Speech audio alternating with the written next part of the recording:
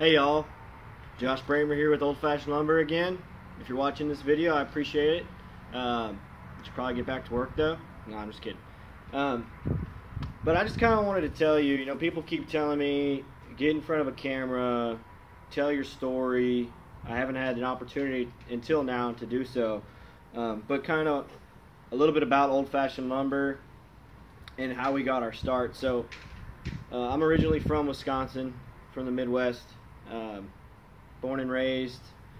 I moved to Houston and kind of fell into this industry as a carpenter, doing some work for somebody that wanted this old wood back in 2010, and we couldn't find it anywhere.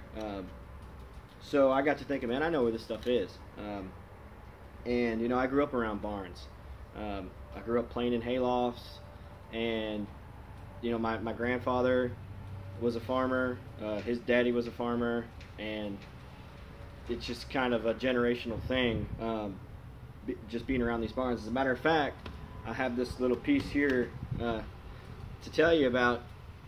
So my great-grandfather was a German immigrant, came to the United States, moved to Wisconsin to settle down and raise a family with his wife, and he was a carpenter by trade.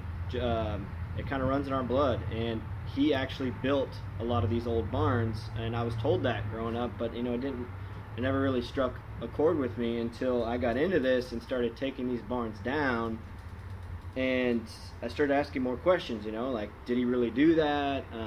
Where did he build barns? And my grandfather was telling me, all over the area that I grew up, which is called the Fox Valleys, and unfortunately, a lot of those barns are gone now, but I actually had the opportunity to take down a barn there, and this is a piece of a beam.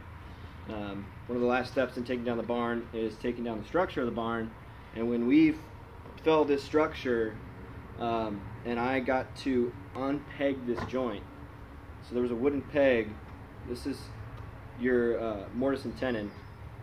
This is your tenon, and then the mortise set right there. When I unpegged this with a bolt, drove that wooden peg out and split this piece, I found a bunch of German handwriting, and I don't know if you can see it. Probably not. I wish you could, but it stopped me in my tracks. I thought to myself, there's a very good possibility that my great-grandfather was the last person to see that cut in 100 years, and now here I am, taking it apart, and it kind of opened my eyes and made this like a whole new ball game for me. And that we got started in 2011, early 2011, and this is just, it's my life. I was fortunate enough to meet my beautiful, beautiful wife, Shay, through this industry. I actually sold lumber to her family, and we got kind of set up, I guess you could say, and here we are now, married, happily married, and starting a family together. So, I mean, it's you couldn't pick a better path that we've taken here. We're honest people. We work hard for a living. We try to provide you with the best product and the best story and the best experience possible.